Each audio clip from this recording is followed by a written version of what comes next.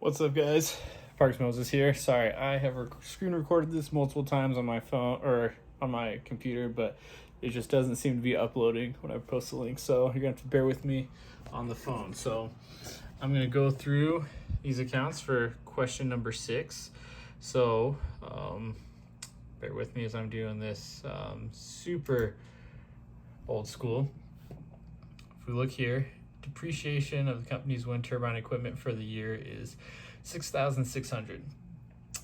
Because we have an expense of the depreciation, that is going to be debited $6,600. Remember, expenses are a debit account.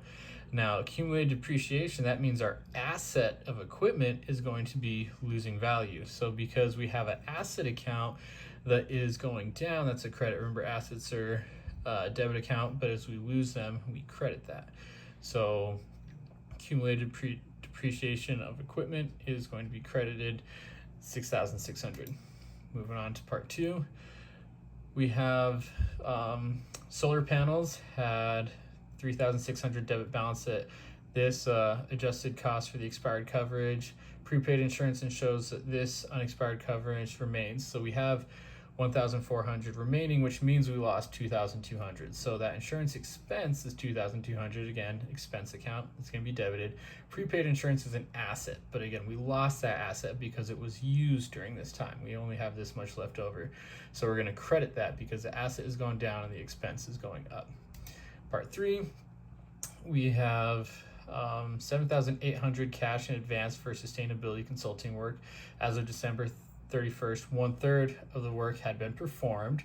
So even though we received it as the unearned revenue, we can debit that. Normally unearned revenue is a liability. Not normally, it is in this case a liability, but we're debiting that. Liabilities are credit accounts, so as we debit, it goes down because we technically have since earned that revenue, but we do credit the revenue account, which is credit with services revenue. So we're taking away from the unearned revenue. It was originally $7,800, but we're taking this $2,600 away from that, subtracting that, and the service revenue, we're adding to it now because we finally earned it of this much. Number 4, $2,800 in wages expense for the organic procedure workers have been incurred but not yet paid.